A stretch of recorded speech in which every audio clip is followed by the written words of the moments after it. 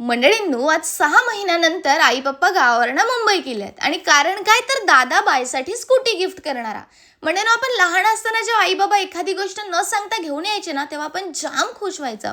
पण आता वेळ बदलली आहे. आता आपली टर्न की त्यांना कायम आनंदी आणि समाधानी ठेवायची. तर म्हणून कामं आवरला आणि 2 वाजता आमका निघायचा होता. फटाफट जेवण वगैरे घेतला आणि मंडळींनो साडी नेसाक लागलाय. मंडळींनो, साडी याच्या बाबतीत मी जाम लकी आहे. तुम्ही म्हणत असतास ना, शितले एवढे साडी आणतच खाय ना. आपली काकी जिंदाबाद. आजपर्यंत मी जेवढे पण साडी नेसले ना, ते माझ्या काकीचेच होते. तर आज काकीची ऑर्डर असल्यामुळे काकी घरात लावली, पण बाकीची मंडळी आम्ही दादाच्या गाडीत बसून शोरूमला निघालो. मंडळींनो, शोरूमला पोहोचेपर्यंत आई पप्पांका जराही कल्पना नव्हती की आपण स्कूटी नाही तर थार रॉक्स घेऊ की लाव. आणि आज हे सुवर्ण क्षण आम्ही अनुभवता ना, तो फक्त आणि फक्त या देव माणसामुळे.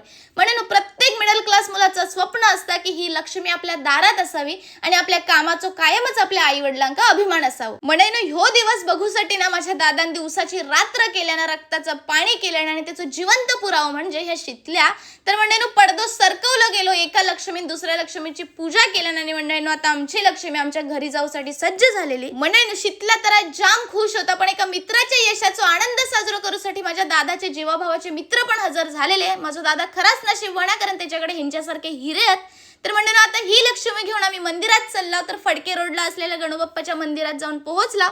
आमच्या गाडीची मस्त पूजा झाली आणि म्हणून आता परत घरी जाऊन सुद्धा लक्ष्मीची पूजा करूच्या. तर घरी आमच्या काकीच्या हस्ते आणि परत मी सुद्धा मंडळीनं पूजा केलंय. आणि आता काकीचा आज उपवास होतो. मस्त अंगारकी संकष्टी होती. तर मंडळीनं काकीच्या हातचे मोदक खाऊन आता गावची मंडळी परतीच्या प्रवासासाठी निघाली.